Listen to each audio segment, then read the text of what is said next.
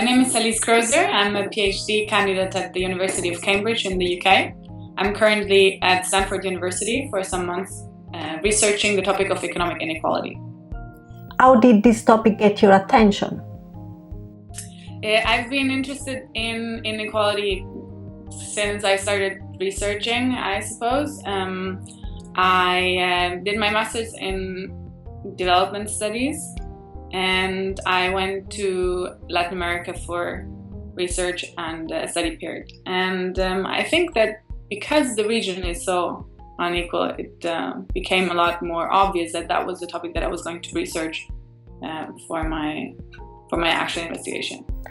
And now you are studying Mexico. Well, Mexico is one of the countries with extremely high inequality, so it's a very good context to study if you want to know something about inequality.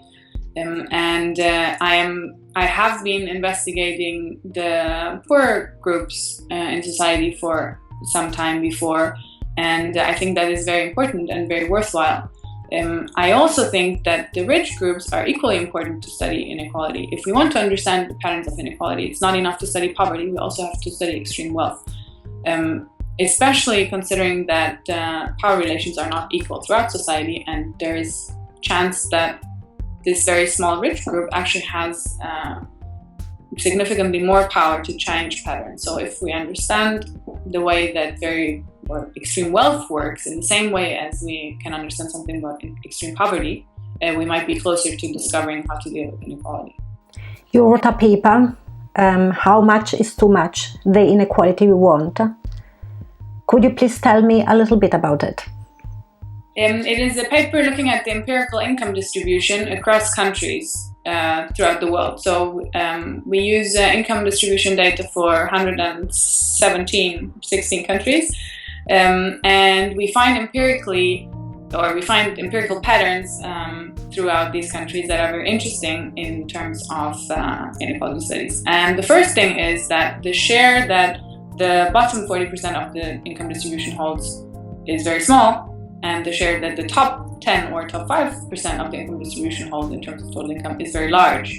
And the second thing we find, relatedly, is that the middle share, so the, let's say, upper middle class, 50 to 95% of the income distribution, they hold a fairly constant share across countries, and that is roughly 55% or 60% of total income. And this has very strong implications because it means that, relatively speaking, this is not absolute inequality, it's relative inequality.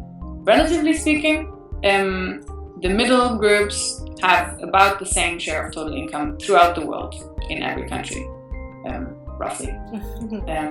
However, the very large differences in inequality across countries stem from the different share that the very rich, let's say 5% of the income distribution hold. So in some countries, that share is about the same as the bottom 40%. In some countries it's more, and in some countries it's a little bit less, but not much less. When we speak about wealth inequality, how is the situation? Wealth inequality in the world is a lot more unequal. It's a lot worse than income inequality, and in all countries. So even countries that are fairly equal in income terms are unequal in wealth, very unequal in wealth terms, like Sweden, for example.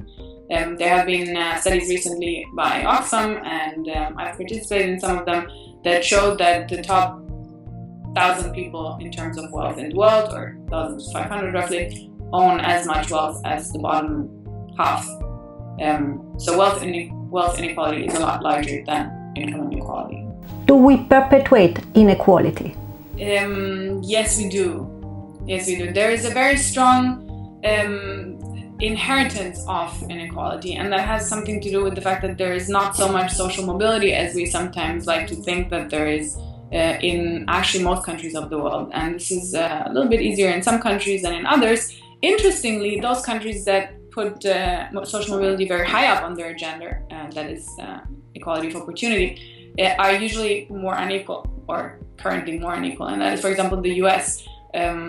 So there is this curve that's called the Great Gatsby curve, where a very good scholar, Kovacs, put some countries listed or lined up according to their social mobility, and he says that if you want to live in a country with equality of opportunity, you have to go to Denmark or to Scandinavia rather than to the US.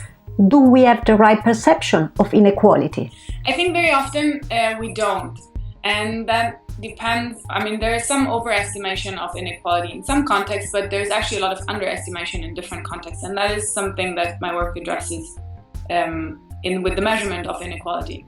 That very often, if we don't actually know what the actual level of inequality is, we might feel that it is unequal, but we don't know how very unequal incomes actually are. So we have some companies, for example, where CEOs earn 400 to 600 times the average salary of their workers.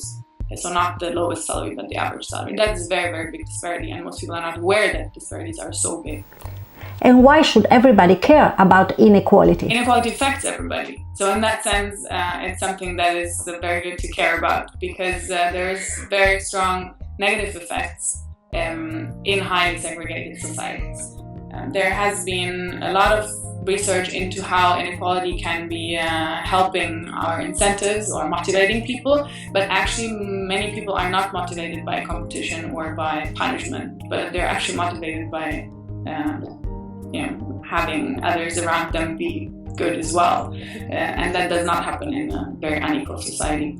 The consequences in terms of health, of educational differences, of social exclusion, of also economic stagnation are very, very large, and not only for the poor or the middle classes that might lose out, but also for the rich. There have been studies that show very persuasively that the stress level for rich and poor people is higher in highly segregated societies than in more equal societies.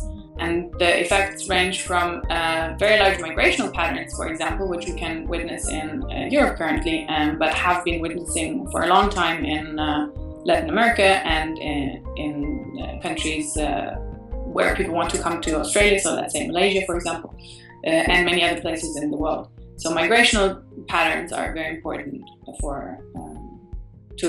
they can be addressed through decreasing inequality. What should we do in order to reduce inequality? I think that if we are aware that inequalities exist and that they're harmful and that it is socially desirable and individually desirable to live in more equal societies, then we can start thinking about what should be done about it in, let's say, more technical terms. And there are a couple of things that are known to be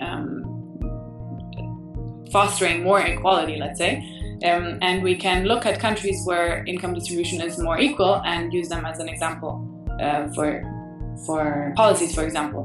And social policies or policies of social inclusion are important. So universal and unconditional policies like public free education and healthcare are incredibly important to equalize starting points for everybody. So that's more about equality of opportunity.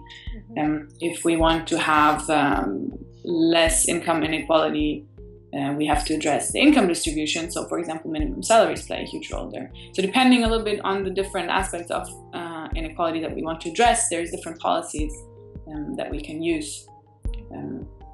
Everybody should support these kind of policies if they want to live in a more equal world. What motivates you? The idea that I can help improve circumstances for somebody. I would like to improve the well-being like to help to improve the well-being of people that are disadvantaged and that are disenfranchised or whose voice is heard less. In a world where some people have a lot of power and other people have very little power to voice their interests, I feel it is a social obligation of a position of privilege to help those people that don't have that power. What is the most important lesson that you have learned from your research? Humility is a good lesson. Understanding currently I am investigating the elite, as they said, so I become very humble about assuming things about other people that I don't actually know. And mostly there is reasons for why people act a specific way, and trying to understand what these reasons are is more helpful than judging beforehand. So that is an important lesson for them. Do you have a dream or a wish for the future? That we would take better care of our environment and each other. Thank you very much, Alice. Thank you, Narina.